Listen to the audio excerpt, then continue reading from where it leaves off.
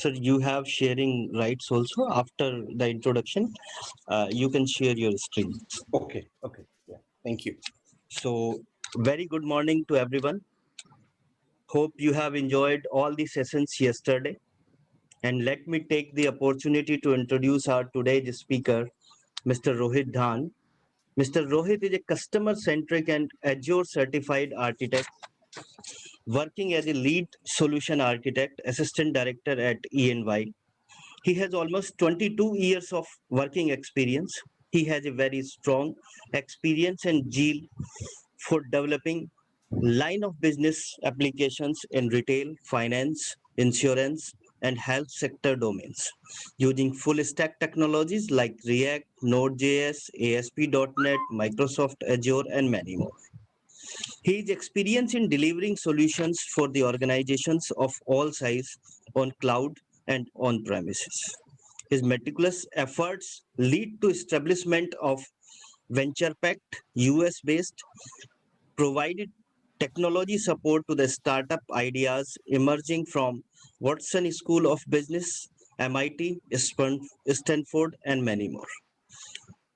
He have received award many prestigious awards like Best IT Innovation in Higher Education at India 3.0, IT Innovation Award provided by the NASCOM and CNBC TV 18.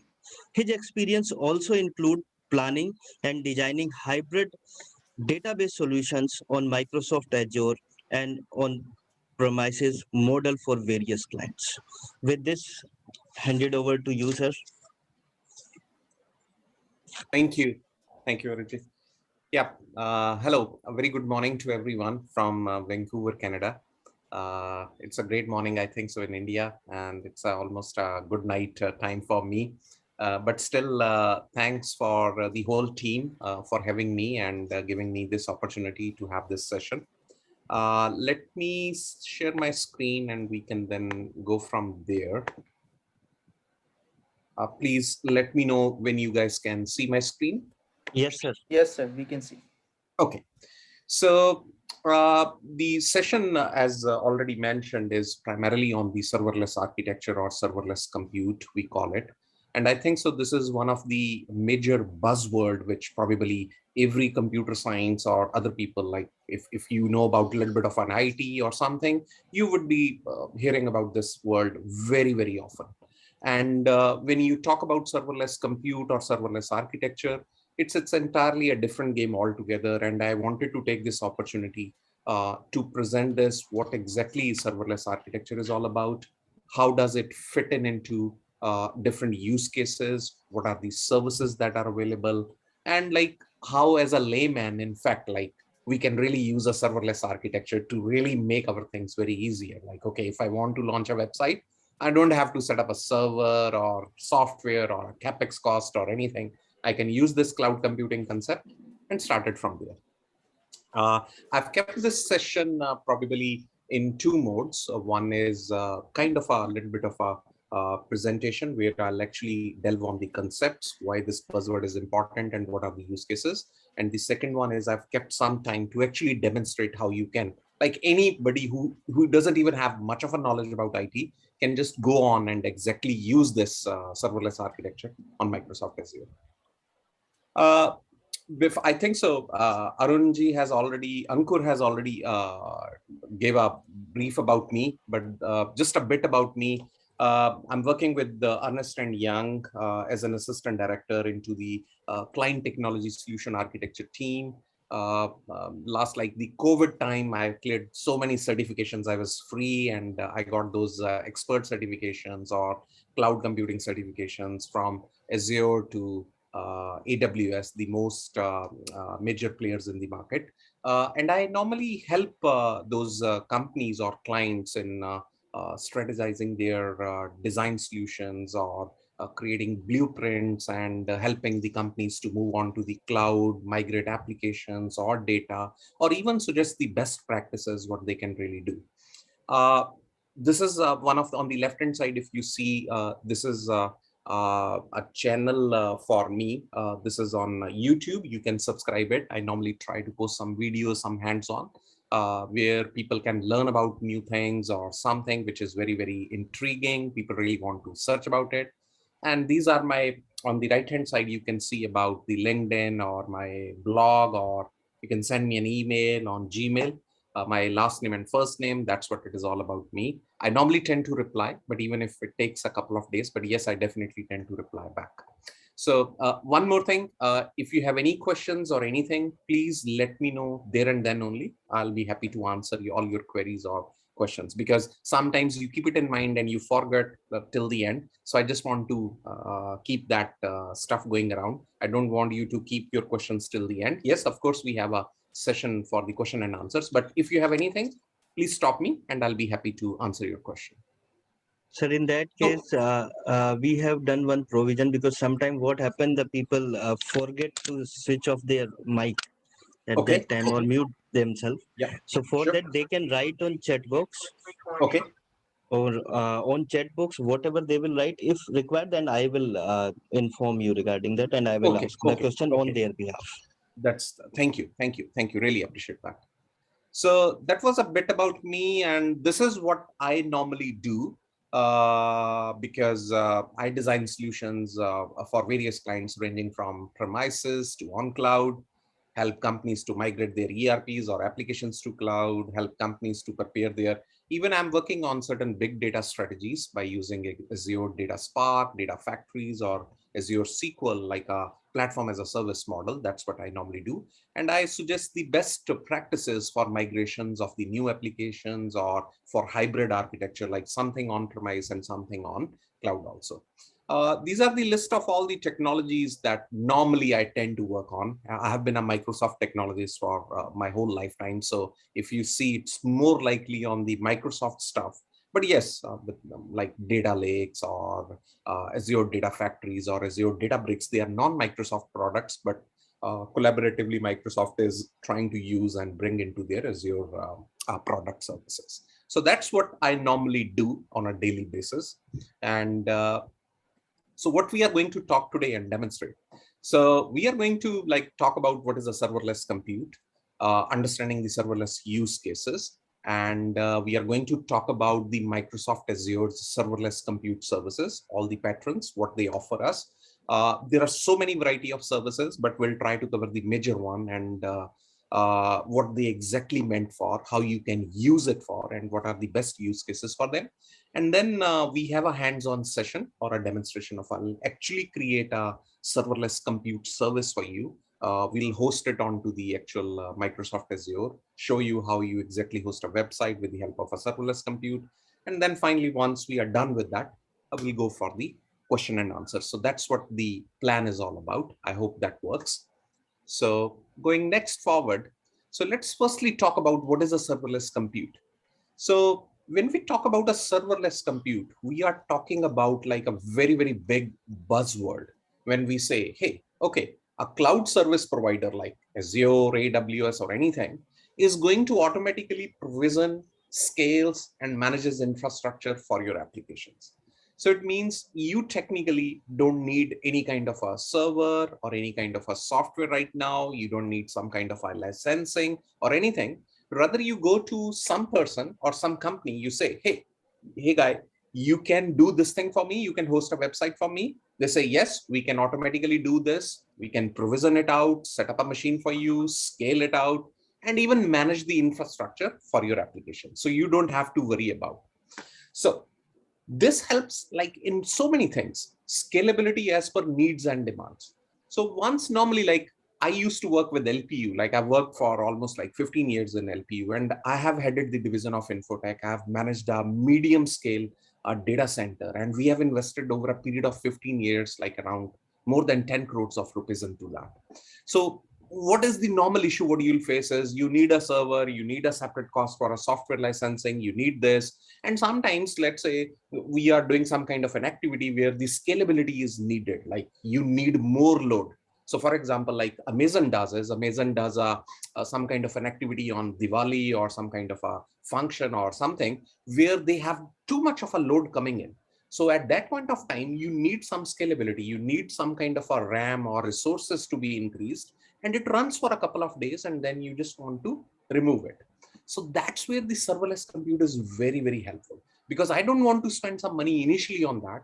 The scalability is important only for 2 days. Okay, fine. I use it. And once the 2 days sale is done, offer is done, I just go back to my normal environment. So that's where the scalability is very, very essential for the business requirement.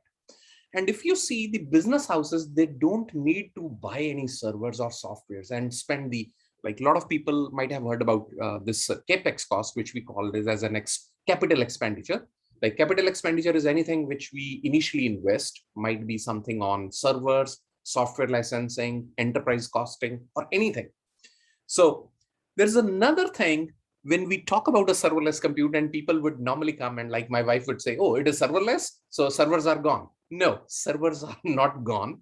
Servers are still there, but they are abstracted from the developers as well as the business houses. So it means you don't really need servers, but the servers are still running there. It means when people talk about, oh, servers are gone, no, servers are not gone. Servers are there. They are abstracted, and they're abstracted for certain, I think so, the best possible use cases. Because as a developer, I don't need to worry about whether my application is going to run on server 1 or server 2. I just need a server and an environment where I should be able to push in my application and it runs. I don't care. And even the business houses, they don't need like, okay, it runs on an IBM server or an HP server or some different classification of a server. It just, we need an environment where we can run our applications and keep the business going. Because you see, if a startup is there, if the business houses are there, they are very, very essential and they are very, very important. They want is their continuity of the business. They can't like stop because the IT is not working or the server is down. The continuity is very, very important. And that's why the serverless compute comes into picture. And the last but not the least and very, very important, pay for what you use only. You don't pay for everything. Let's say I buy a server, like if we go for a traditional model, when you buy a server, so what happens is, even if your server is not running at a full scale, you are paying for that. You invested the capex cost, you are maintaining the server, you keep a person who's a, I would say, a very dedicated professional to manage your servers. But here, you don't need that guy. You just need to say, okay, I'm using this serverless. I just pay for what I use. I don't have to invest the initial cost. So it helps me saving the capex cost. But yes, there is some kind of a cost involved in different kinds of services. But definitely, and on overall, we say whatever we are going to pay is only for what we use. So that definitely is a win-win for the cloud providers also, as well as the business houses also. So let's try to understand this whole serverless compute in a very specific, I would say, understanding of like how does this serverless use case works for us. So let's assume a company called as a fictitious corporation, a startup, and you know, like the startups, they normally have a very less kind of a seed funding. They have less funding available. So in that case, if they want to have an IT setup being run, they want to have two kinds of like environments which they can choose for. One is your traditional data center environment, in which we have the initial investment on the servers, softwares, maintenance and running cost would be there. You need a skilled personnel required for maintenance or even for the upgradation. You are going to have a depreciation cost on that, and you would have a scalability issues. So let's say you want to run some kind of a specific, let's say a registration of courses or certain things. That's what you can do. And probably you would be able to use it. If you want to like put in more RAM, you would need to buy RAM, add on to it. So it would have a scalability issue. And once the registration of courses is done, students are not interested, the server is again coming to back to the same category. So this is the traditional model which a startup can go in for. But what happens if they choose for a serverless compute? So if you see on the right-hand side, no initial investment, no maintenance of the server. I'm not exactly maintaining a server because it is abstracted somewhere on the cloud. Somebody is managing for us, and no depreciation. Of course, I'm not bought it. I've not paid for any kind of a capex cost. So there is going to be no kind of a depreciation for me. And then scalability on demand. I want that it should automatically scale. I want for 5 days, the CPU should be pushed up, the RAM should be pushed up. Yes, it would automatically be pushed up. And if after 5 days, I want all these scalability to go down, yes, it can automatically go down. That's the beauty of the serverless compute. So it means if I want the flexibility, whatever I want, hardware wise, software wise, I can immediately do it. And there are so many parameters to define this scalability. For example, you want that if the processor utilization goes beyond 50%, a new server should be added. Yes, it is automatically added. And if you want when the processor capability goes beyond, let's say below 10%, the second server should be gone. Okay, it is automatically removed. So you are charged only for what you are used, not exactly for everything. I just want to make sure that there is in a chat. Yes. So is our data safe when you're using serverless compute? Yes, it is. I'll try to answer that question.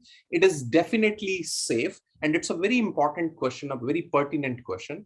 The reason for that is the data becomes is the first thing is, okay, I want my data. My clients normally say, Rohit, we need a solution that should save our data only in the Canadian region because of the, let's say, government regulations or rules or anything. So that's one thing, we can definitely do that.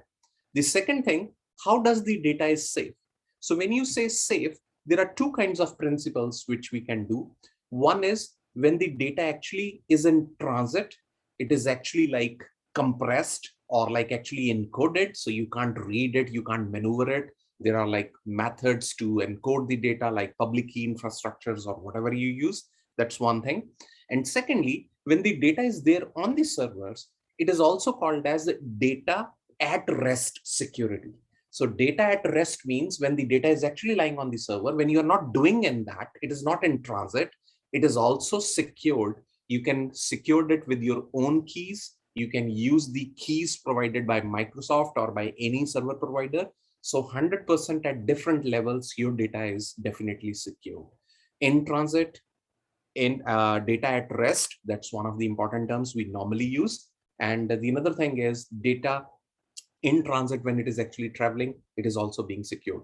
And one of the major things which normally people would tend to ask is whether my data resides within the same region. Yes, it definitely resides within the same region. You can just ask or your cloud provider to push your data only in that specific region. You cannot, because if you go with the European Union, they are very, very vigilant on where your data would be lying upon. So I've done some couple of projects with the European Union clients, and they are very much clear about, okay, it should not go within the European region outside. Okay, so we can store your data within those particular premises.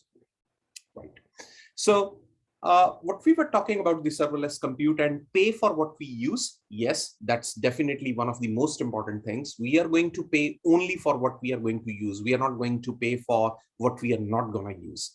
And that's why this becomes one of the most important use case for a startup or for a business provider where they just want to come in. They don't want to have heavy investing on IT or anything. They can just go for a serverless compute. That's the most recommended case.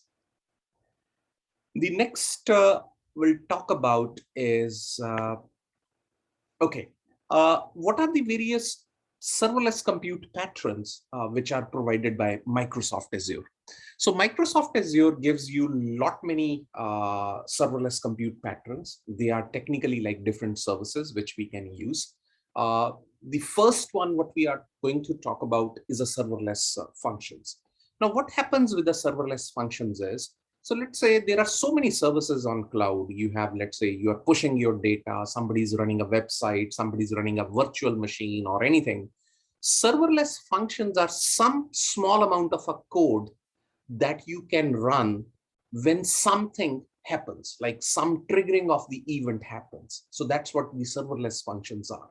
So it means, let's say, if I upload a file, any kind of a file onto my storage in the server or my VM machine, I want some kind of an email to run around. I can easily do it with the serverless function. So this code would only run with a variety of services which it can interact. And the beauty is you are just charged when it is run.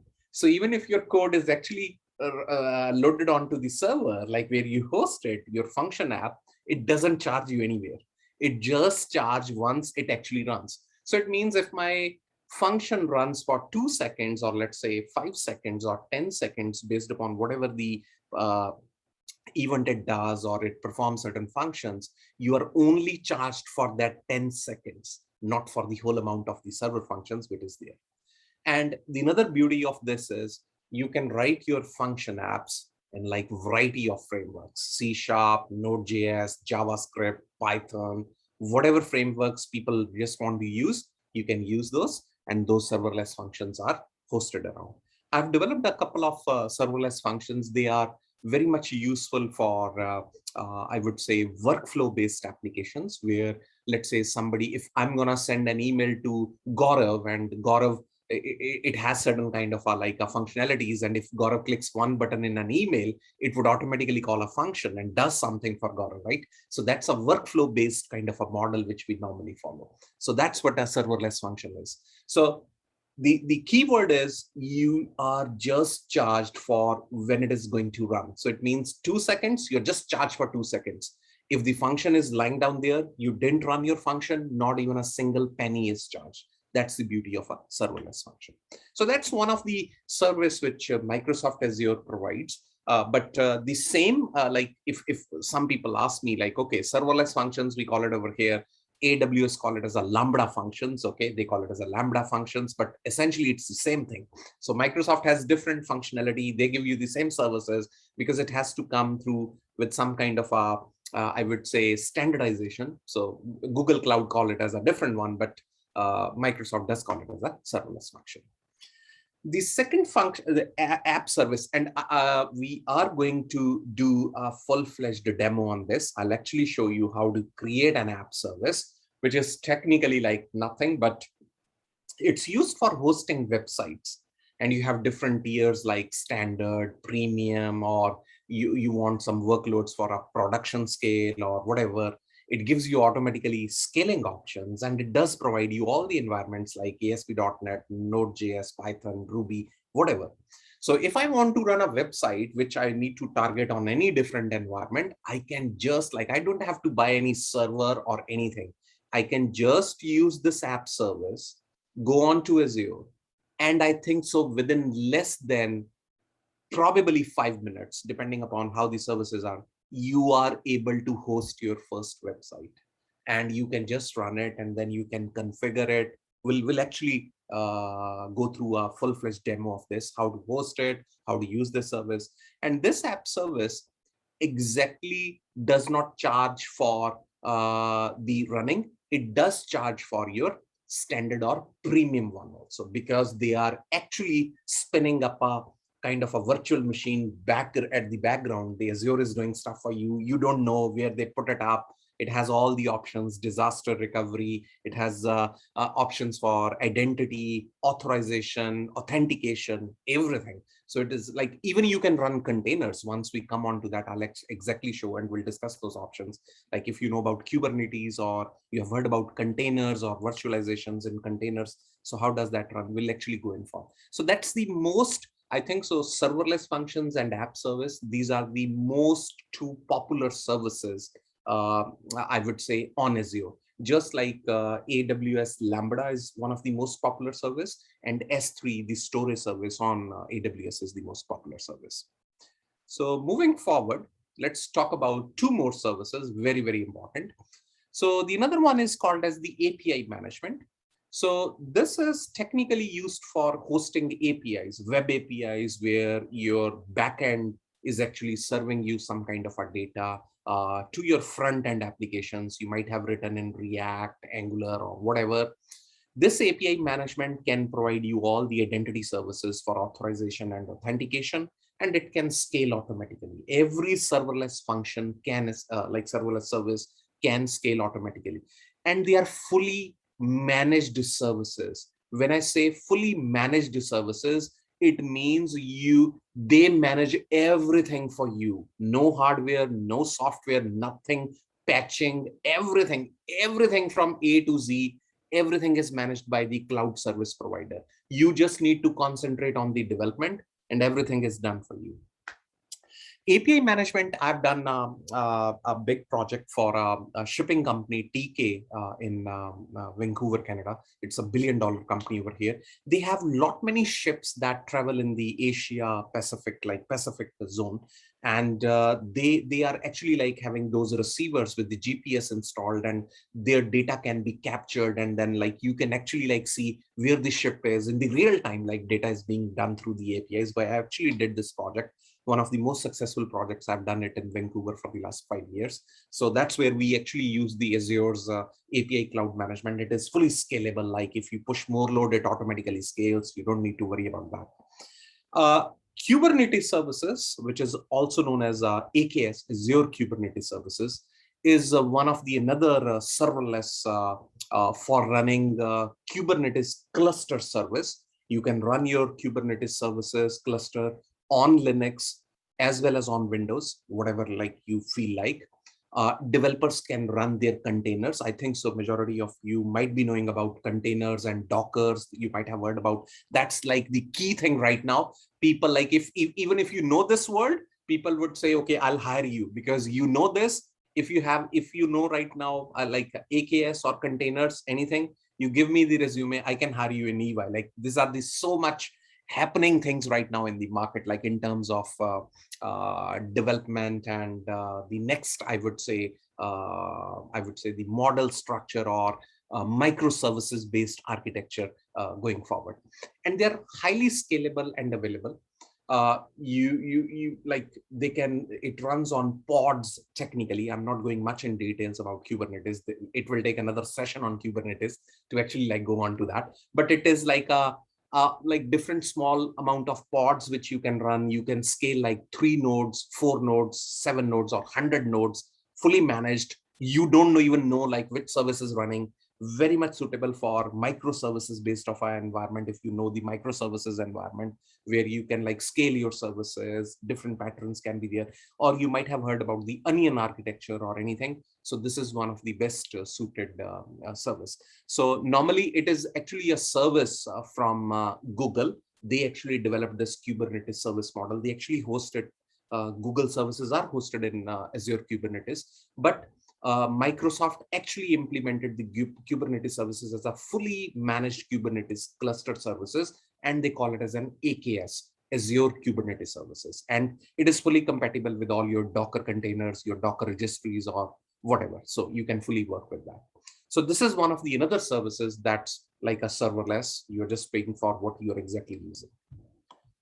And there are 2 more, like I would say, very, very important stuff. One is the logic apps. If you guys have heard about, I would say, probably the SharePoint or anything, SharePoint structure and workflows, everything is moving on to logic apps. Microsoft is heavily investing onto this. It's a fully managed managed service, and it's used for workflow orchestrations. So if I remember, I'll give you one a very basic example. Let's say you might have a system where there's a workflow orchestration for expense reimbursement. So let's say if I'm doing an expense on behalf of Sharda University and I need to get it reimbursed, I put up some kind of a form, and then it goes to, let's say, Gaurav is my boss and he receives that. And Gaurav can immediately like sanction it, or he can send a comment and send it back to me. It's a like kind of a workflow that can be easily done. And the beauty is I can see at any point of time, okay, where my application is, where it has gone or not, and how it has been done, whether I've received certain kind of a comments on that, I need to take an action, or my application has moved on to a new stage. The other thing which I wanted to let you know is that Canadian immigration system, when I applied, it was not there, but now Canadian immigration system, as well as the American, if you are an American permanent resident and you want to apply for American citizenship, the whole application process is done through this logic apps. They actually like use this whole process workflow orchestration at the background. So you can see where your application is, who has commented on that application or not, which step it is, and how many steps it would take to go through the final stage.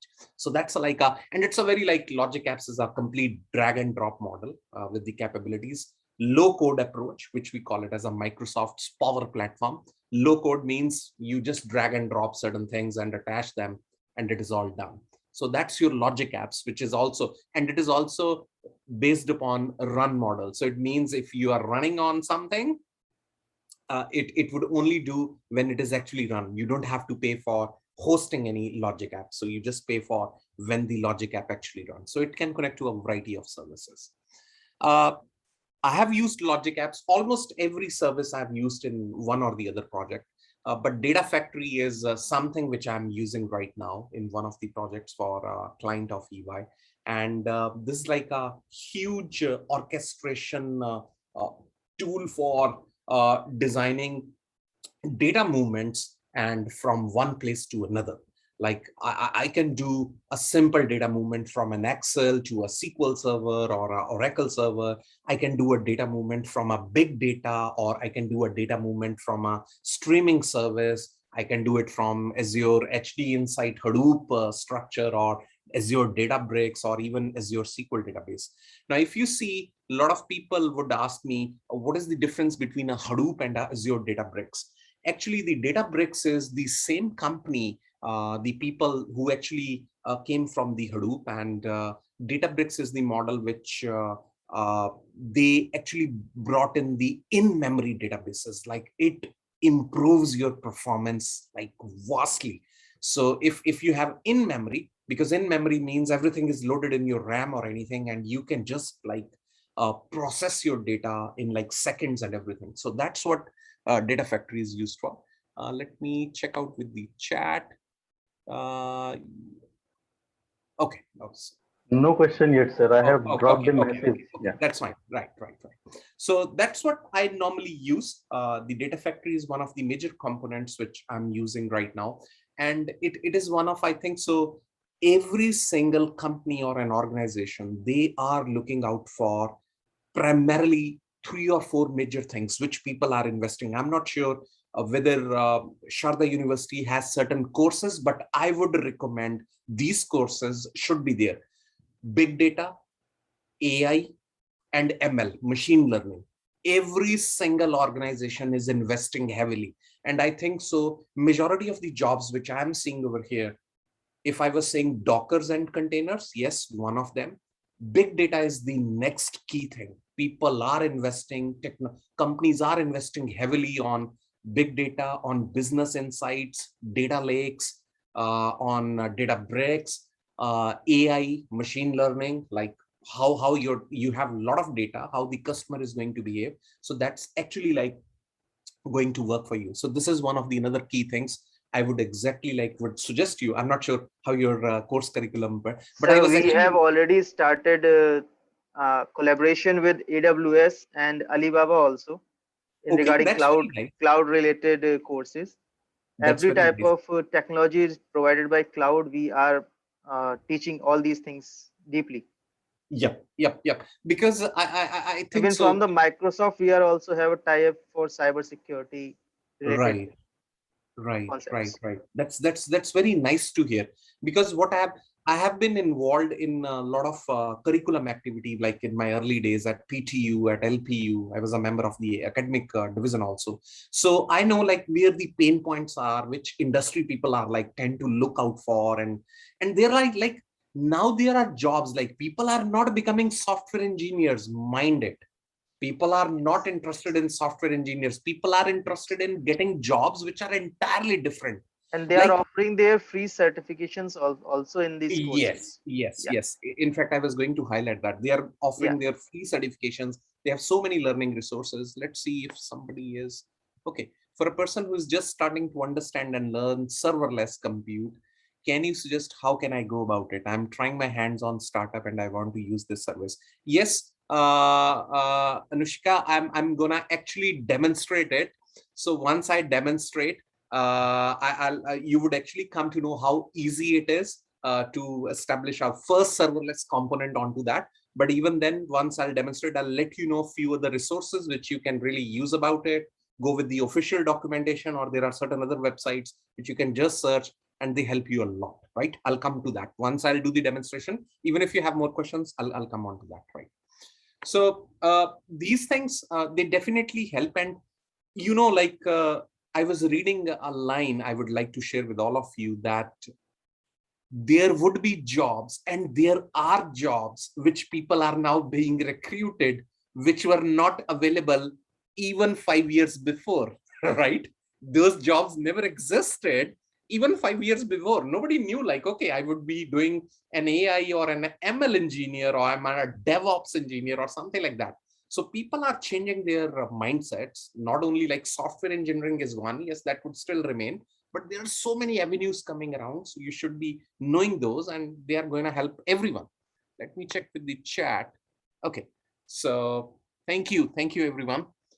And so let's go with so this is all about the data factory, like the logic apps and the data factory.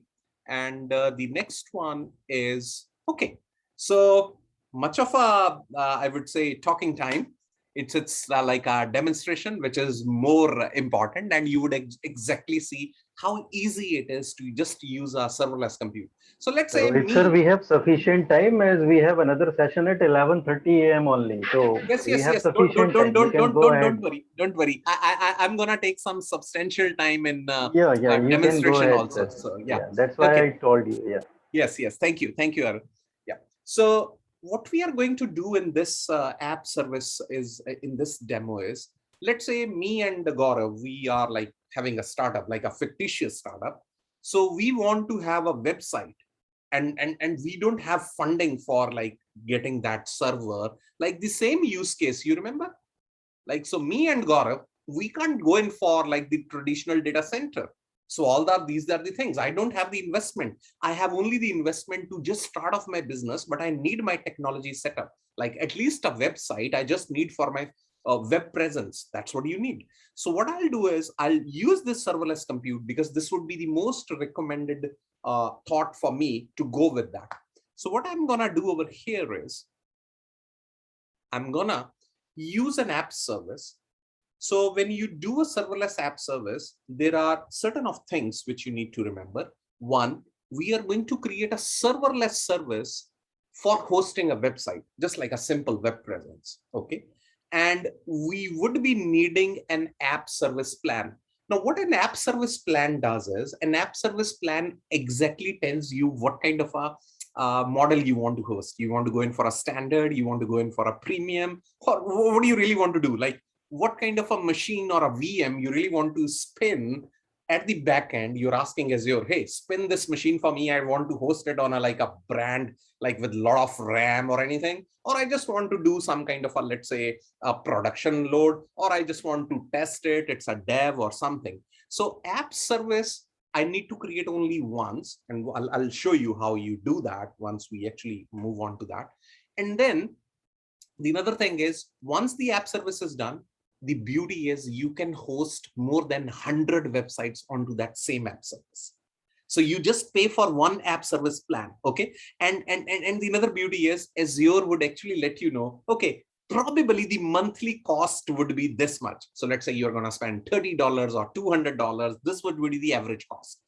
We exactly did a complete serverless. Like, I'm talking about serverless, and people would say, okay, you talk about serverless. Have you ever done a serverless compute architecture, like for any client? Yes.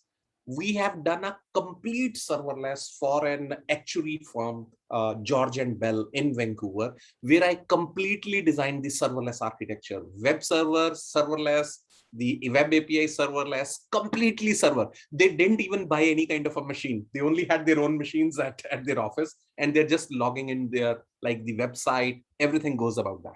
So that's what we are going to do it. Before we actually move on to the demo, let me see.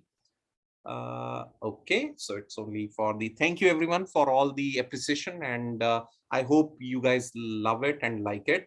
And that's why I wanted to make it more interactive and kind of a demo. I didn't really want to come and speak about these. You can like get to know all this from Microsoft's website or Azure website, but I wanted to give you a crux, what exactly that is, and then show you the exact demo.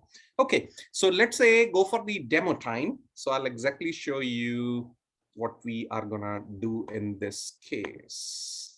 Okay, let me just show you. Okay, So whenever you are like, because I'm a Microsoft technologist and I've been working on Microsoft technologies for almost like more than 2 decades. So for accessing Azure, this is the simple link, portal.azure.com. That's what you access. You would need an account to access that. That's one thing. Second thing is you would need a subscription.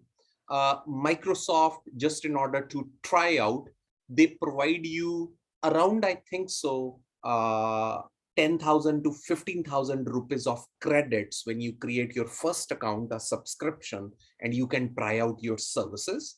But let's say, even if you have tried out your services, it's valid for 1 year's time. But even if you have tried out all the services and you still want to, you can go for a subscription pay as you go model. Means like the subscription which I am using right now, it means the subscription, whatever I'm using, if I use a service, whatever the service charge would be, I'll be getting it on my credit card. If I don't use any service, fine, I won't be getting any charge onto that, right? So the first thing what I'm gonna do is I'm just gonna go on to the portal.azure.com, and it would definitely ask me an account. I already have a Hotmail account. Normally Microsoft suggests Microsoft's account, but you can create your own account and then use that. This is the one which I'll use it over here. I'll need to give it my password. Okay. And here I go. I log in into, this is my portal.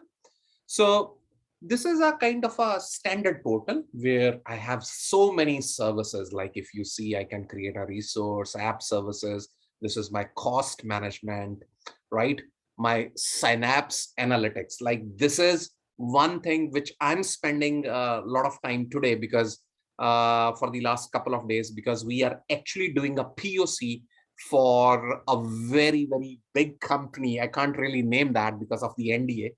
So we are doing an Azure Synapse Analytics POC for them, where they have like so much big data in a big lake, data lake, and we want to use that analytics for them for various like big data, for analysis, business intelligence, and like for decision making. So you can have like so many services out there.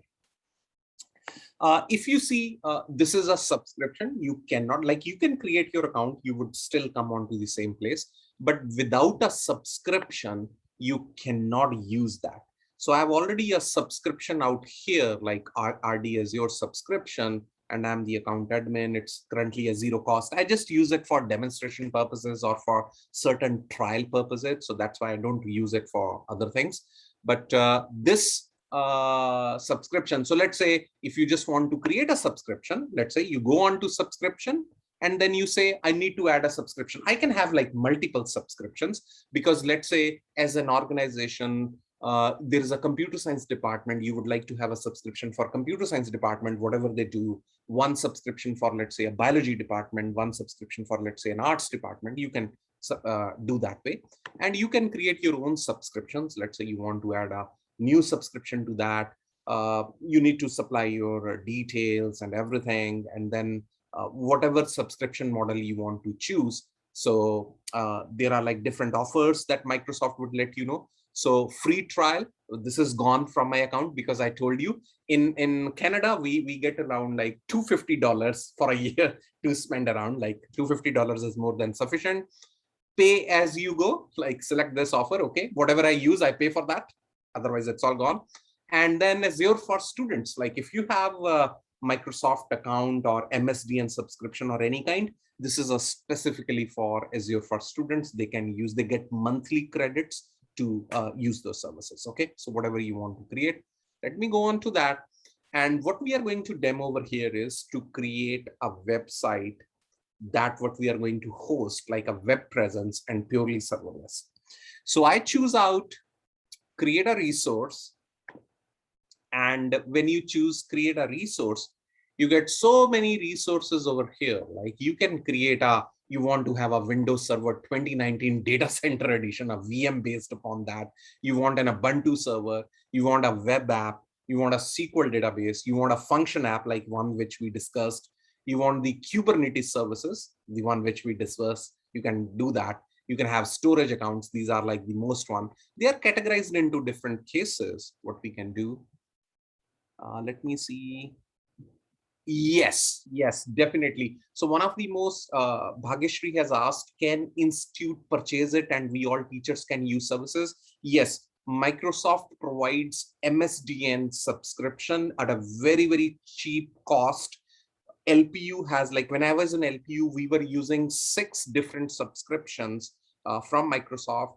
You can talk to your HOD or Dean, they can get it for you. Once you get that, you get all the software subscription free of cost for you. You get a free credits every month, like 5,000 rupees credits, where you can try all these services. So yes, they are all Microsoft. Microsoft does encourage you to buy these, and they come at a like a very, you don't have to spend, I think so, one subscription for, let's say, n number of students. Let's say for one school, I think so it cost you roughly around, at that time was 20,000 rupees for a year. So it's not that much amount, I would say. You can, but just imagine so many things you can practice it out. Yes, definitely you can do. And I would recommend that, not because I belong to Microsoft or anything. I'm not the sales guy, but definitely it is going to help the institute or the university or school or all the students and even the faculties also, right? So these are all the things what you can create. And let's say you want to create a 2019 data center VM machine. You just want to try it out. Okay, fine. It would take hardly 5 minutes to create a virtual machine, run it at any time. You want to try out certain concepts. And if you don't want it, delete it. Fine. You don't want to use that resource, delete it. But what we are interested in this is, we are interested in our web app, because this is the one which is totally a serverless concept.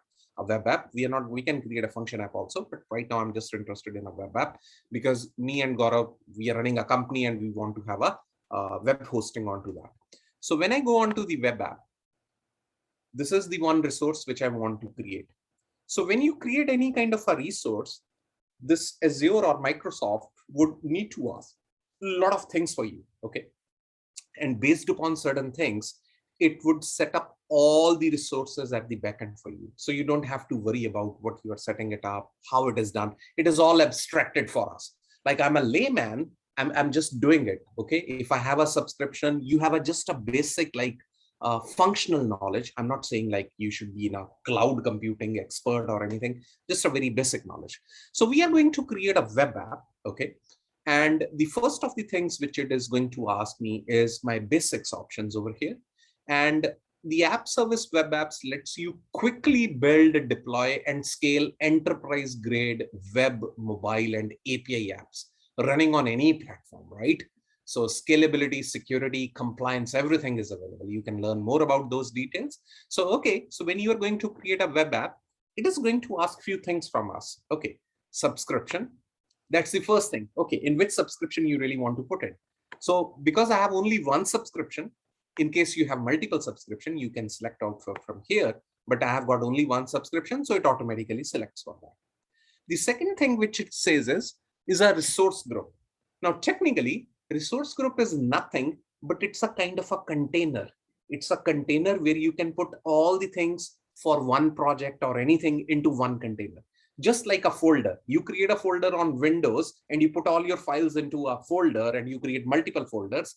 Just like that, you can create multiple resource groups, right? And you can put all your projects or your resources into one resource group. So because I have created one resource group, let's say RD resource group, if you want to create a new resource group, yes, we can create it. Just give a name for that.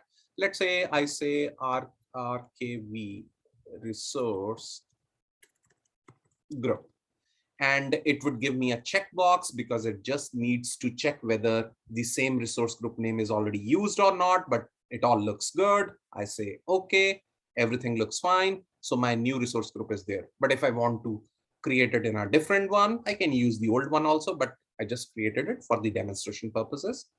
And then the next thing what it says is the instance details. Okay, so what your website you want to name it, right? So I want to name it, let's say RKV test web site.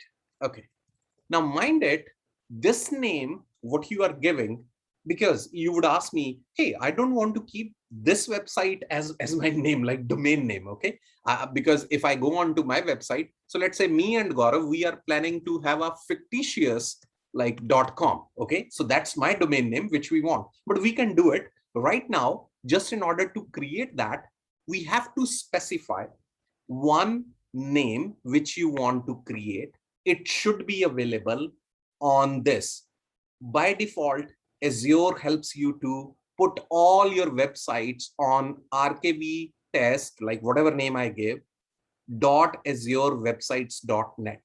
So this is the immediate domain name, which I can see my website running. But once I'm done, I have a domain name, I've bought that, and I want to run it on a different domain name.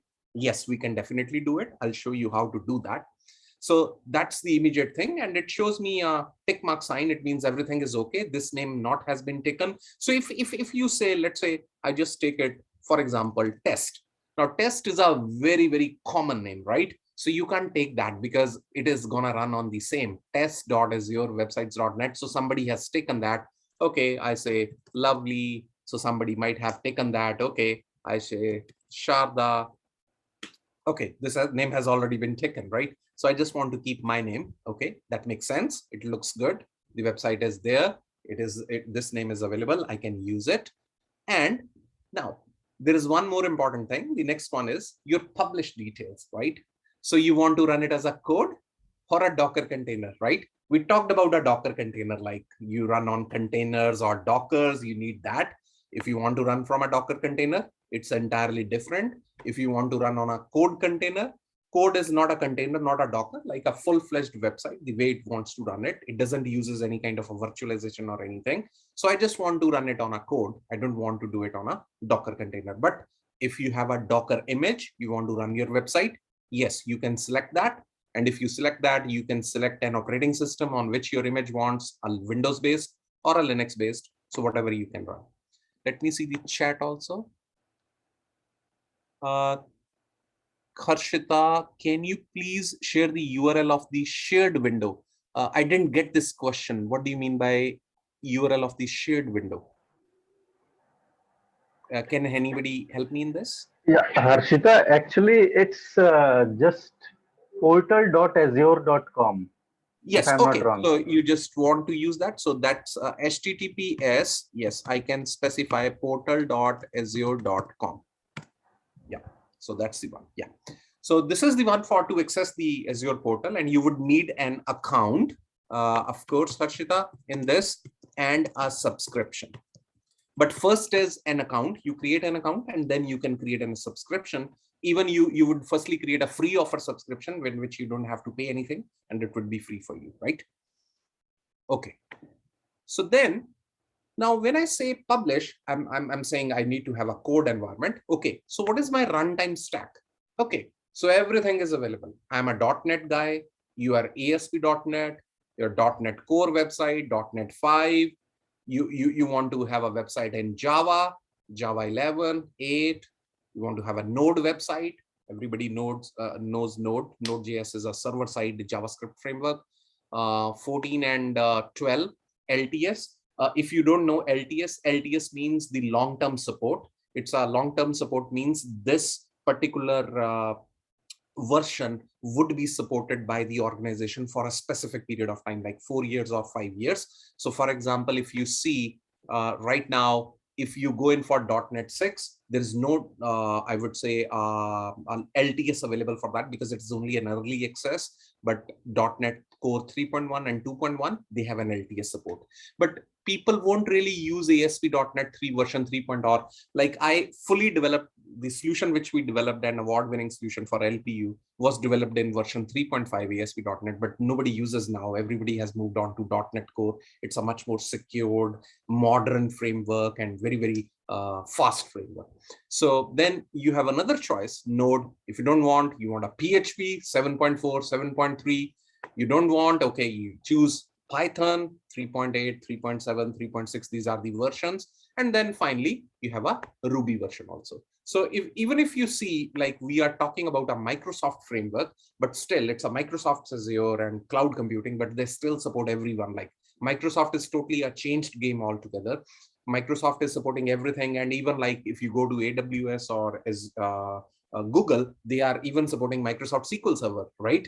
Which you could never imagine like Microsoft SQL Server would be available on these platforms. But so let's say we just want to go in for a .NET Core 3.1 LTS. Okay, that's the environment. You want to run it on Linux or you want to run it on Windows. So that's what you really want. I want to run it on a Windows environment. Okay. So now the next thing is very important. So that's normally a question. Okay, where do you want this machine or like this environment, serverless environment to be hosted in? So which region you want? So there are so many regions available like Australia, Canada, East Asia, Korea, North Europe, South India. So these are technically all the like places, data centers, which Microsoft has in different regions, right? So if people want, okay, I do want to host it in Canada or let's say West US or something. Yes, you can do that. There is a small thing sometimes which comes up. All the services of Azure may not be available in every region. So that's what we have to remember. There are certain services which are available only in specific regions, might be because of the general availability or they are still making it available in the future times. So that's what it was, right? So let's say I just want to host it in, let's say very close to me. I say Canada, okay, Central, right? So Canada Central, that's where my region would be. And then I would say, now this is one of the most important things you need to understand. Windows plan. And this is where my plan would be, okay? And the SKU and the size. SKU is the stock keeping unit, we normally call it. And this is the one which I was talking about, that is your app service plan, right? You need an app service plan. If I go back to this, so this is the app service plan. So whether standard and premium, that's what I really need to go in for, right? So now it is by default showing me a certain SKU, like 100 total ACU, 1.7 GB RAM. I don't really need this one. Let's say I want to change this one because I need an app service. So I would say change size. And you have certain kind of, I would say, your spec pickers. So now this is very, very important. So now you see, they have primarily given you 3 categories. One is your dev and test. Okay, dev and test means primarily very cheap, lower side, lower specifications. Like you can choose a shared infrastructure, like an F1, which is 1 GB of memory, 60 minutes if you want to access your website, it would be free. And after that, it would charge you certain thing, right? You want to use a shared infrastructure with the D1, which provides you 240 minutes per day of compute. Okay, you can use that. But otherwise, after that, it would, like, if you keep on using the same average, it would charge me 15.23 Canadian dollars a month, right? So that's what it will do. Okay. And then you have a B1, which has certain, so otherwise, like it's an A series compute equivalent and 100 total ACUs. So it is not like this is an shared infrastructure. This is not a shared infrastructure. So shared infrastructure means you might be hosting your website within a VM where multiple websites are already hosted, right? So you're using some shared infrastructure. Okay. Let me see the chat. Using this setup of website while configuring API of different micros. Sir, do we have any advantages of using this setup of website? Anurag, this web app is entirely a different game altogether. When we use configuring API of microservices, then technically we are putting up a, what do you call as AKS cluster first. And once we put up an AKS cluster, then we host those services individually into that. So you won't use this web services like this web app for an microservices environment, because you would be needing so much disaster recovery, automatically scaling. You want to make your system resilient, right? They should automatically recover in case of any failure. So you won't need that. Yes, you would definitely need a middleware in case of a microservices. Like you would need some kind of an NGX or a web app or some kind of a express or anything. You would definitely need a middleware in microservices. But in over here, because it is a web API, So you don't need to, it is a serverless, you don't need to configure it. It is automatically configured for you. So that's what I was saying. It is abstracted. I don't care. I don't worry. I just need a serverless and it would be done for me. Okay, is there any advantage of hosting web app outside India? No, not a specific one, I would say. You can host your website inside India also, because Microsoft is investing probably all over the world to go for that. So there's no specific advantage for that. Rather, there can be a disadvantage because if there is a mandatory requirement from Government of India, like your data or website should be hosted in India, you need to select that region only, right? So that would be the other way around. Okay. So if you go on to the, so see, the dev and test, okay, let me see. Okay, you're most welcome. And your dev and test is something which is like recommending pricing tiers and everything. So if you don't want a dev and test, you say, okay, I need a full-fledged, like a production grade website. Go on to the production. You have everything available out here. Recommended pricing tier. So this is like this much. So they have categorized, if you see, they have categorized these into numbers like S1 series, P1 V2, P1 V3, P2 V3, P2 V2 with like 7 GB of RAM with something, this. Let me check. If use cases to have AI-based application, then which one is better? AWS, GCP, and Azure. Okay, so the simple answer is, when you choose, this is from Dr. Kamal. Dr. Kamal, this is very difficult to answer. Personally, if I'm being biased, I would say Azure. Okay, I'm a Microsoft technologist, so I'll go with Azure. But this question, I would answer it in this way: if you want to buy a car, which car you would buy? You would think about multiple parameters, like you want to see the cost, you want to see the mileage, you want to see whether it's a diesel, you want to see the servicing options, you would see multiple things. So I would say AWS, GCP, or Azure. They are almost similar, like all competitors. AWS is the no doubt the leader for cloud. GCP is the third runner, and Azure is like the second one. Azure is the most, I would say, growing product in terms of revenue for Microsoft, and it is giving a stiff competition to AWS. So I would say all three are good. It's just like whatever you have invested, what kind of a structure you really want to go in for, you're good with AWS.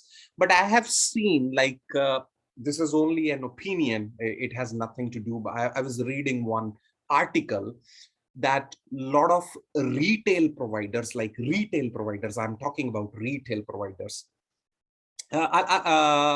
Sneharsh, I'll come to your question. Let me answer that. There's so many retail providers, they were not going in for AWS. That's what an article came in, like US I was reading about. And the reason for that is the retailers, they don't want to share their data with an Amazon, because Amazon is also a retailer, right? It's a big retailer. So they don't want to share their data. So retailers, they went in for GCP, or they went in for, I would say, Azure. So that was one of the reasons, but there can be multiple choices, whatever you really want to go in for. And yes, Sneharsh, we can definitely transfer our data from physical data center to Microsoft's. You have different options. They have like data sync utility. They have a device, like a full-fledged device that you can send. You can ask Microsoft to send to you. It's a full-fledged device that is data is encrypted. You send that device back. It can like hold terabytes or petabytes of data, and they can do the transfer for you.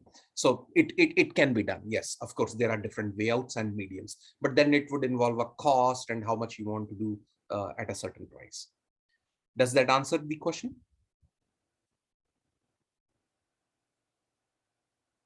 I hope. Okay, so let's continue with the production. So these are all your environments. So let's say I just want to go in for a production environment where I want to go in for a P1 V2, right? I want to go in for this. And okay, let me have the chat. Okay, no worries. Yeah, you're welcome. Okay, so this is the one which I'm choosing for the production, and I need to apply for that. This is an app service plan. And if you see you're isolated, you can also use an isolated one. So isolated means you purely want to control so many things, like you want to have a private access, you want to have a specified memory, storage, and so many other things, and a traffic manager. But right now, it's beyond the scope of this session. We can't really go into that. Let's go with the production one. And I choose this one, let's say, and I say apply. So these are all the included features in this: auto scales, staging slots, daily backups, traffic manager, custom domains, everything. And Azure compute units, your dedicated compute units, how much you want to use with a 3.5 GB of memory, and it's a DV2 series compute equivalent. And this is the estimated cost which I'll get. Okay, never mind. I'll say fine, apply. Okay, so I've applied that particular stuff for here, and you can see this is the one which is done over here. And I can again change the size or whatever I want to do. So looks fine. If you see, I selected the subscription, a resource group, I gave the name of the website, I selected a runtime stack, the region, okay, and it's a Windows operating system I selected. This is my Windows plan. And then I selected the size, the premium plan. I selected a P1V2 premium plan with 3.5 GB of memory. Okay, let's go on to the deployment preview. So there are certain services which come within preview services. So preview means they are still working on that, and it is not in GA mode. GA means general availability. So preview means like I can use, so if you're using a control versioning system like GitHub or Azure DevOps or anything, you can use that to enable it. Like you can use your GitHub account, your organization, your repository, and your branch to actually link that code and directly use the DevOps to push that code to your website, right? So that's the beauty of it. But if you don't want to use it and use it at a later state, you can still do that. But if you want to do it right now, you can just enable it. But right now, this is in a deployment preview, but you can use the Azure DevOps, which can be used over here to deploy your website. And the next thing, okay, I move on to the monitoring. So monitoring is something which I'm saying, it says, hey, do you want to have the application insights? Now, what application insight means, it can tell you a lot of information about your application. Okay, whether your application is performing fine, there are some pain points, what are the errors or some logs or anything for your website. I can just enable my application website, insights, and it is by default situated within the same region. So it does involve a little cost onto this, but this helps you in a lot of other cases, logging, checking your errors or anything, what is happening with your website. And then finally, your tags. So now tags is one of the most important feature. So tags is because there is a cost involved to it. You'll get some cost. So tags, you say, okay, this is for School of Computer Science, right? Value is computer science. Okay, so this is the one which has 3 resources are selected on this. All this are going to be cost onto that. So now why I'm doing this tags is because at the end of the month, when you get the billing option, so you can actually see, okay, which services like were actually used by these tags. Okay, so you can then actually see those tags, and then, okay, like $20 were used by School of Computer Science, and you want to like bifurcate your billings or anything. So these tags are very, very important. And yes, once you are finally done, so yes, next review and create. So this is what it says. Okay, I'm gonna do this thing for you. This is what you have chosen. It all looks good. Are we done with it? Yes, I do want to create it. Now, when I push this create button, what exactly happens is, of course, you remember this slide. I go back to that slide. I said, this is servers are gone. No, they are not gone. Servers are still there, right? So what Microsoft is going to do, or Azure is going to do, it is going to create a server for you, spin up a machine for you somewhere, right? And we don't know, but it is going to do everything for you. Machine, operating system, your software, everything, whatever is being needed, middlewares, everything is being configured for you. So once I do a create, boom, it is done. And it is going to, it has submitted the deployment. So it started deploying some resources for me. I'm not worried. I'm not spending anything right now. My CapEx cost is gone. Me and Gaurav, we are very happy because we have not spent anything on the costing of licensing or anything on server hardware. So this is being deployed. It takes a while, like a minute or so. So we'll just wait for that. By the time we can have some questions or anything you want to have, I can take those. So yeah, I think so. The deployment is yes. So it's pretty fast for me. So deployment is all done. So go to my resource. So if I go to my resource, so you can see over here, this is my RKV test website, which I created. Okay. So I can stop the website. I can restart my website. I can delete it. I can refresh that, right? And even if you see, this is my website's URL, right? Okay. And this is the app service plan, which I used. And this is my subscription. So there's so many options. Does it use any tags? Yes, it used some tags. School CS, like this is what tags we used. And here you see so many options available for me. So one of the things, yes, you remember, we don't want this thing. You remember that? In the overview, we said the website name would be this one, HTTPS RKV test website, this one, but I want a different domain name. Okay, so you just go on to the left hand side, custom domains. Okay, so you specify your custom domain over here, right? So you can buy a new app service domain. Okay, this is my app service domain, and you can buy it over here. So see, you can buy it over here, or even if you have bought it from somewhere else, let's say GoDaddy or anything, you can just link it over here. That's all. You want your application insights, you can do it over here. Okay, see all those, it is all enabled. So .NET Core, Node.js, instrument of your application. So once your website is starting, so it is hitting, so we can do that. Let's see the chat. Okay, can we scale it afterwards in terms of resources? Yes, that's the beauty of serverless. If you can't scale it, then it is a traditional data center. So how you can scale it? So even if you're on your left hand side, so see, scale up and scale out. So when I say scale up, so what I am saying is there are two things. So scale up means, oh, I'm not happy with this one, 3.5 GB. I want now 32 GB of memory, right? So I can scale up easily. Just click this, apply it, boom, it is done. No need of separate buying memory or anything. You just scale down or scale up, whatever you want. You can change your this one. And scale out app service, this is something very different. So you say manual scale or a custom scale, right? So manual scale is something which is you just want to say, okay, there is one instance of server running. No, I want 11 instances of server being run. So of course you are charged more, but let's say your website is being hit by a million people on some particular days because of some sale or anything, you just set it to 11. Now 11 servers are running in parallel, right? So you would be charged, but only for a few days, whatever. And then you can again scale it back.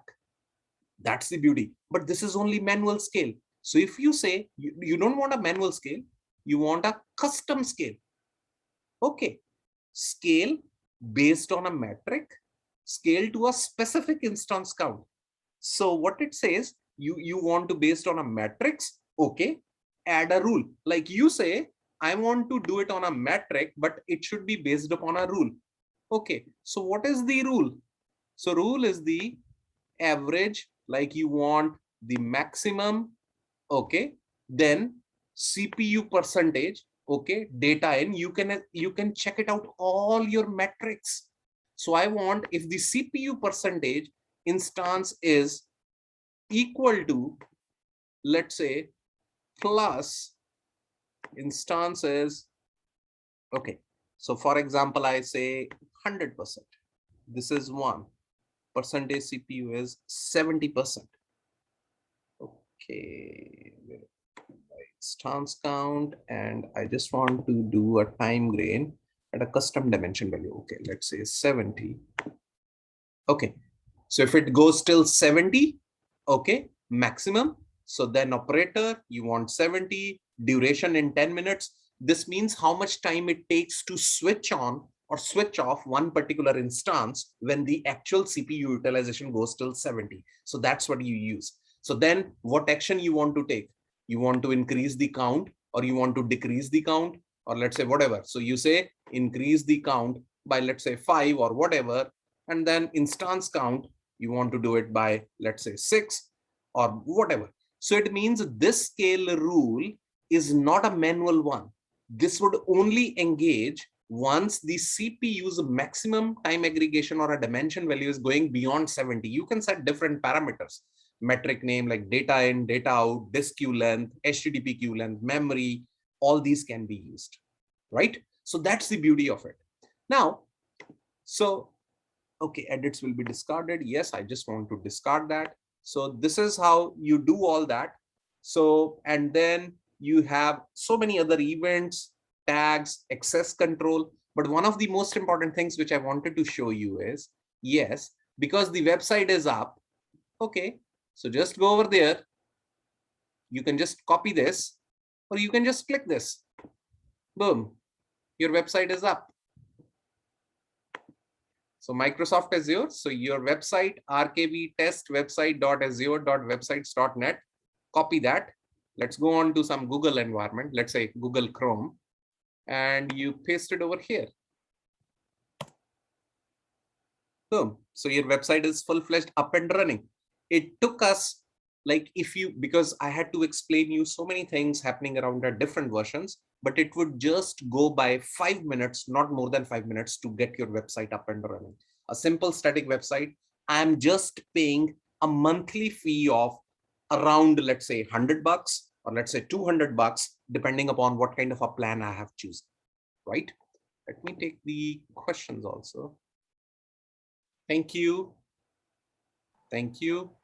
So this is how a website is run.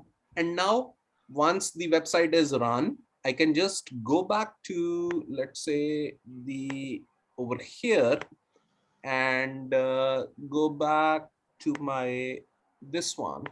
And if you see, you just see this particular immediate hit onto the website, right? It was all empty, but it is just a small hit over here. So you can see right now the hit was done because I accessed this website from Google Chrome and some like 2 browsers. So there is a small hit. So once the data is more, you can see that, like you can have the app service advisor. This is a like a, I would say, a common platform, like which would let you know you can tweak your website in this way or that way, certain issues, application insights. But these things are only available once you have certain kind of a logs. People are accessing your website on a daily basis and see what the errors are. So that's how, like, it's a 5 minutes job to exactly set up your website. Everything is done.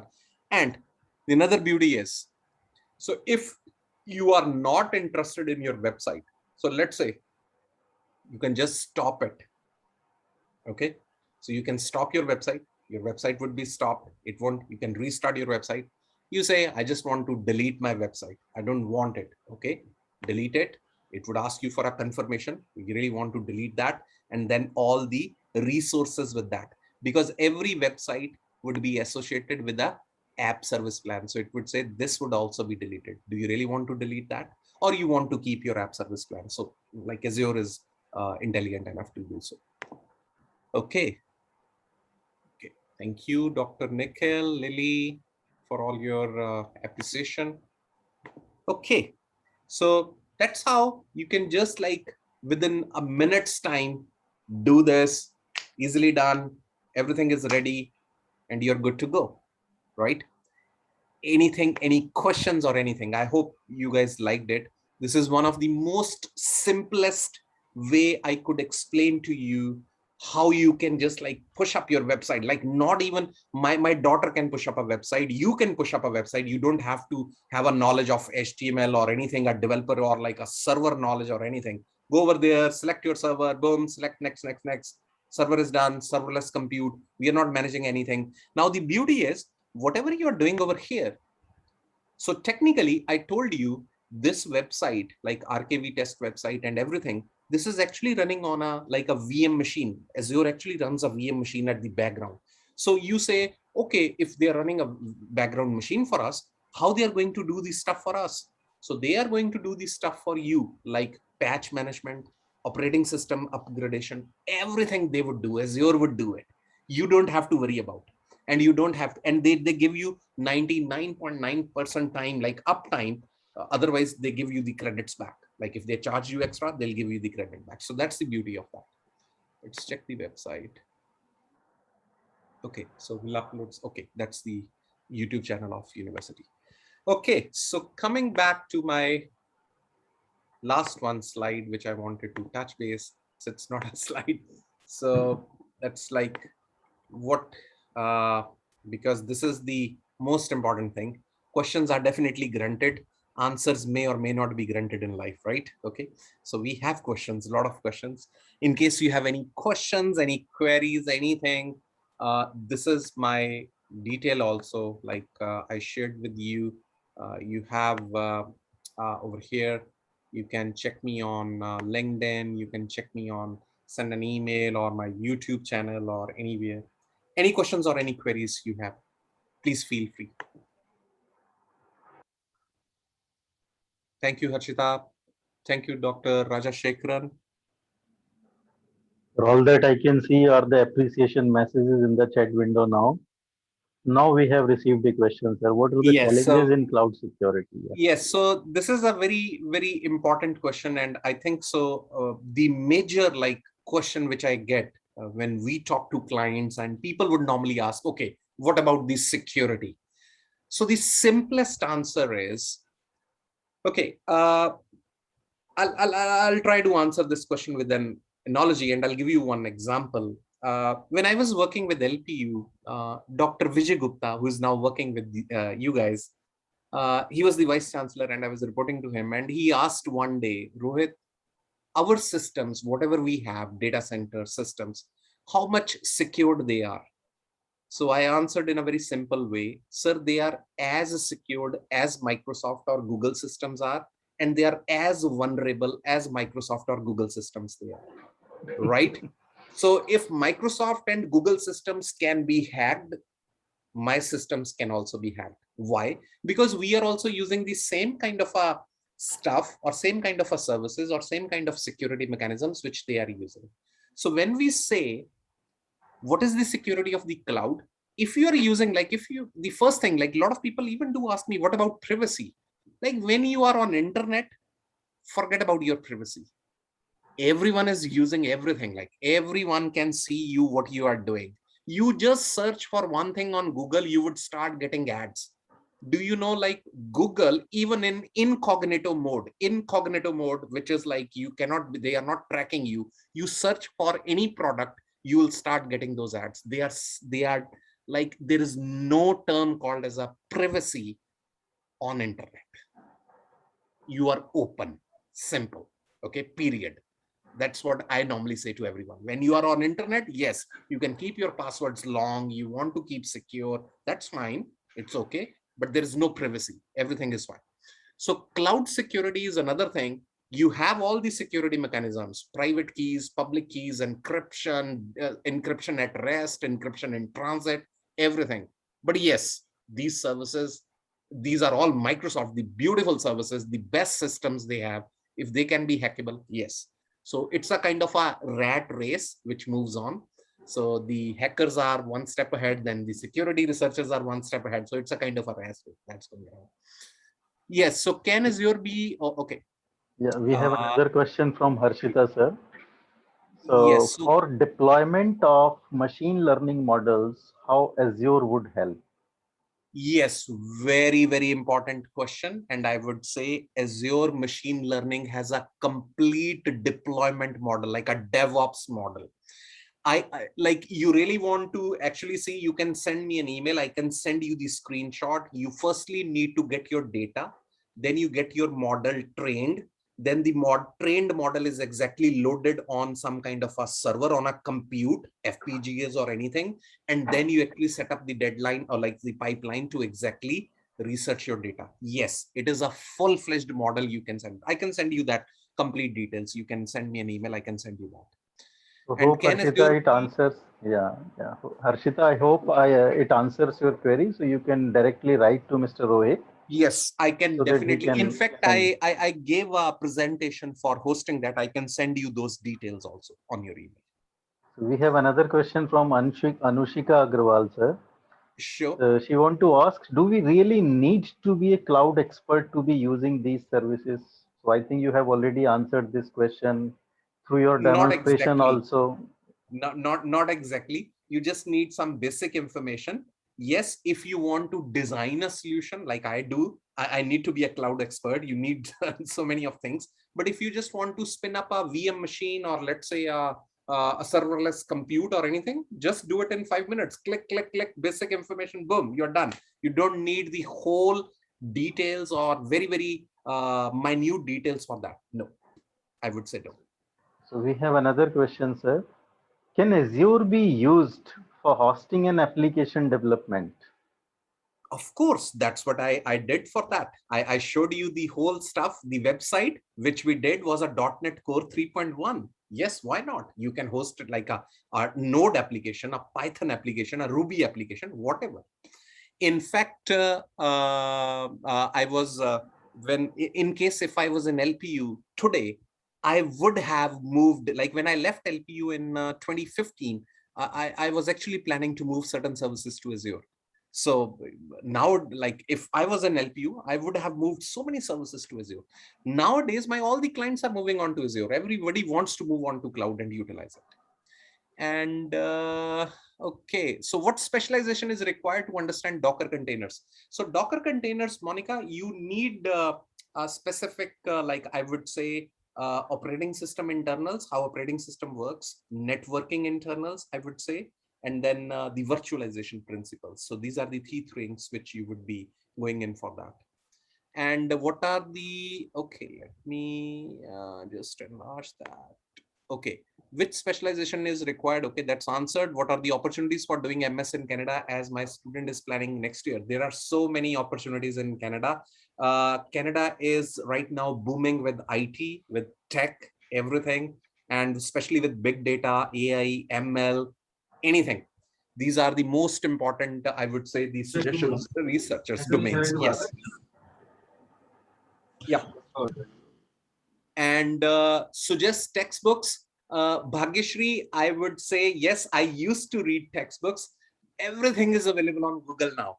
Just go on Google, just search on, if you really want to be like learn for that, everything is available. Videos are available. YouTube is full of that. Information is like, there is a, I would say, an explosion of information available. Right now, you can't even check it out, which one is there. But if you really want to do some cloud information, you can just go for this site. This is a paid site. They do certain courses free also. They have a free tier, but this is one of the good sites to give yourself a start on cloud or concepts, Azure, AWS. This is specifically for clouding. And I can develop an application for university system on Azure. Why not? You just need a proper planning and architecture structure for going in for university management system on Azure. I would say this is the one, if I just not mistaken, just give me a second. I don't have this one, but this is what we built, though I'm sorry, I cannot use this, though it was my brainchild. But these are all the systems that we built for LPU, and you can, like, almost 1 million people use these systems on a daily basis.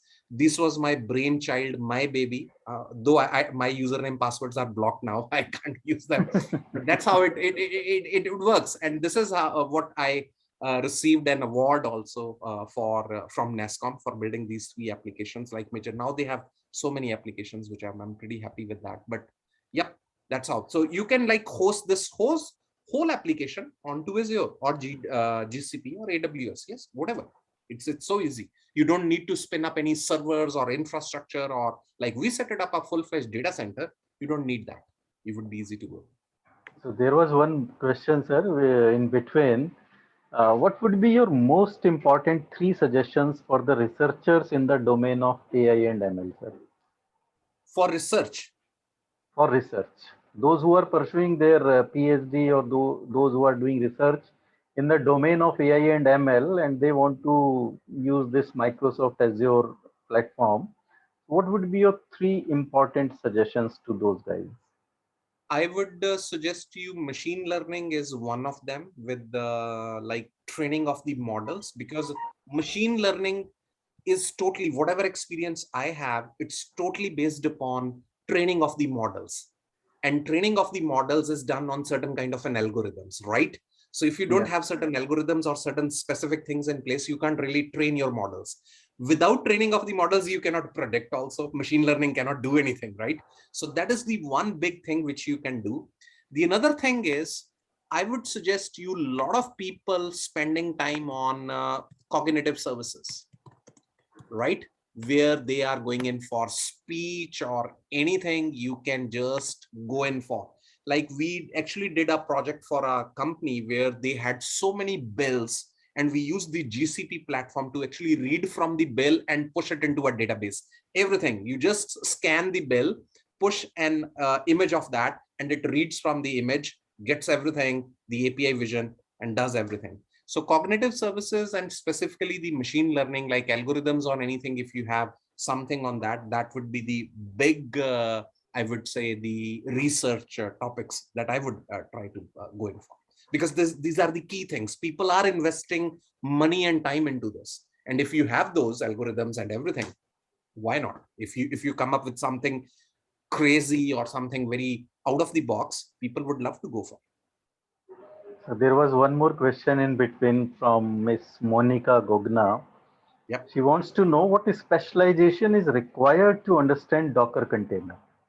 No, there is no like specialization. I would say you don't need a specialization for Dockers and containers. You would just need, I would say, like, what is the purpose of or meaning of, I would say, meaning of Dockers, and then Dockers registry. These are the important terms, and Dockers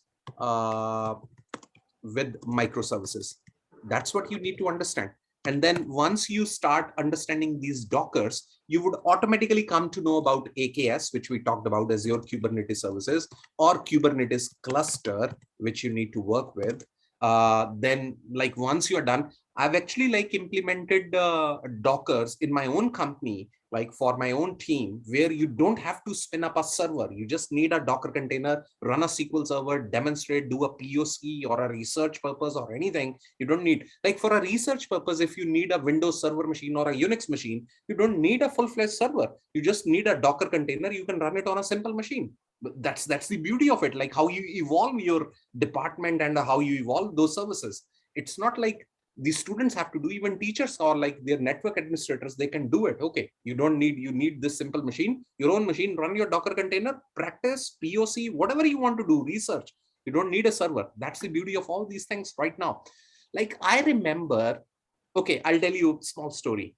I started off learning C programming in 1994, probably in C language. My first program was factorials program. My mentor gave me a factorial program, 5 into 4 into 3 into 2 into 1. It took me like 10 days. After 5 days, I was crying. I was pissed off. And I went back to my mentor. I said, why the hell even I'm learning this? Like, why should I be a programmer? And he said, just keep it in mind, relax, do it on paper and pencil. And then he just pushed me. And the simple thing is, if at that point of time, no YouTube, no Google, nothing. Nowadays, everything is available, everything. What do you want? You want to search for? Okay, I'll let you know. Simple thing. Just go on to this. I'll just give you a very basic example. YouTube, and you just simply say, I want to like Docker. You like being a university chap, you remember Hello World programs? Everybody creates a Hello World program. So Docker Hello World program, right? In Node.js, let's say you want to create with Node.js. Okay, this is a simple thing in 5 minutes. Docker with Node.js. How would you do it? Or Dockerizing a Node.js Express tutorial. Simple. Hello World. Docker container example. Just go through it. Nothing rocket science, nothing. If you know basic programming, you'll get everything. Not even paid. You don't have to get any subscription or anything. Everything would be available to you. Okay, let's see the chat if there is any slide. I'm currently with LPU in cloud computing domain. Very informative sessions. Okay, thank you. Sudhans, Shekhar. Okay, you are under Sudhans. You are under Amandeep Nagpal. Sudhansh, Oh, Sudhansh, you can unmute yourself. Sudhansh, Yes, now yes, you yes, can yes. unmute yourself. Yes. Yes, sir. Janpreet, Yes, sir. Yes, sir. yeah. Janpreet worked with under Amandeep Nagpal, and I know Janpreet. Nagpal sir is currently HOS. Yes. I know it. Just say my hello to Janpreet and Amandeep Nagpal. He's kind of dean, sir. Nagpal sir is. Yes. Yeah. So, So, Rohit sir, now a very common question which I generally ask from each of our speaker. right. What are the collaboration opportunities available with you for our participants? Sir, we can talk about it. I'm not sure how you really want to take it further, but we can talk about it. I'll love to collaborate. That's not a problem. If I'm able to give it back to the society in some or the other way, I have been a born teacher, right? I still teach. I still mentor over here, and I still give certain sessions. And my father, he retired as a principal from DAV College Ajmer. So it's one of the most prominent colleges in DAV fraternity. Like teaching comes naturally to me. And this is one of the articles. If you just search for Rohit Dhand on Google, this one is the second link. Just go on to that. This was a feature by a boot camp company over here. I normally give some sessions over here. So they took my kind of a session over here, and like this is what I have been doing, and I just want to give it to everyone. And this is the most simplistic thing which I want to tell everyone is these three. Please go through this article. Sure, sir, sure. Patience, perseverance, and persistence. These three P's have shaped my life, right? So keep these three P's into mind: patience, perseverance, and persistence. If you are there, it would definitely help you, right? So we can Arun, we can definitely work on that probably after this session. I would love to engage with you with some or the other manner. We can work on those definitely. It's I'm very much open on that, and I would love to do so. Thank you so much, sir. And that's what I can see, that there are appreciation messages only in the chat window. Yeah. So thank you so much. Any questions or anything? I think so. I've taken more time, probably 10 minutes more. No worries, sir. No worries. As I told you in the beginning only that next session is scheduled at 11:30 a.m. So we have sufficient time. Right. Any time. Yeah.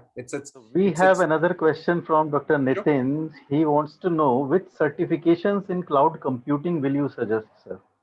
Yes. So the simplest one I would suggest is the cloud practitioner.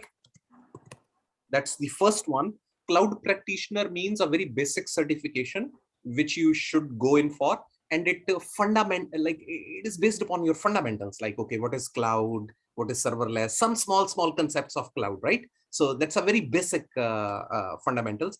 And then every single company, AWS, Azure, or Google Cloud, so they give you certifications in different specializations. So you can do a database specialization in cloud, right? Then you can do a, let's say, infrastructure, security, AI and ML, and then Azure, this one, what you call it as, I forgot about that, big data. Yeah. So these are all the essential certifications which you can go in for, and normally they are same for AWS, GCP, and Azure. Cloud practitioner should be the first one you should approach it out.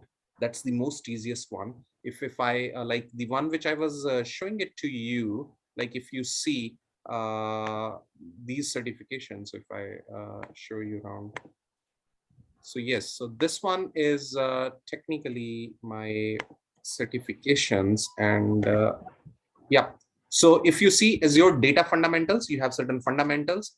This is the most toughest and the most highest one, the expert one, where you feel, okay, you know a lot of things as an expert. Azure fundamentals is the cloud practitioner, what I was calling this, right? So you can go for that. AWS, they call it as the cloud practitioner. but Microsoft, they call it as Azure Fundamentals. Solutions Architect is the almost the same certification which they have. So they have the kind of the similar certifications which you can go in for. Thank you so much, Rohit sir. Now may I request you to kindly unshare your screen, and I also request all the participants to kindly switch on their video so that we can have a screenshot photograph with the speaker. Yeah. So all the participants may please switch on their video.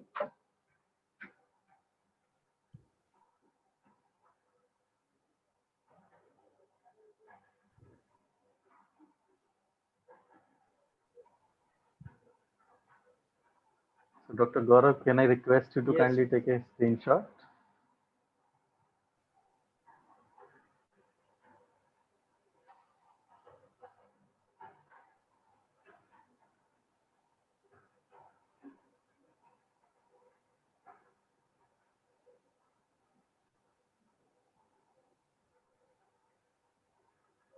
I can see Dr. Ray Bantine is also there. Good morning, sir. Good morning. He'll be delivering his lecture today in the afternoon session. His lecture is scheduled at 2:30 p.m. IST, and I think it will be 7 p.m. in Australia at that point of time. Thank you very much, sir. Thank you very much for joining us in the morning session also.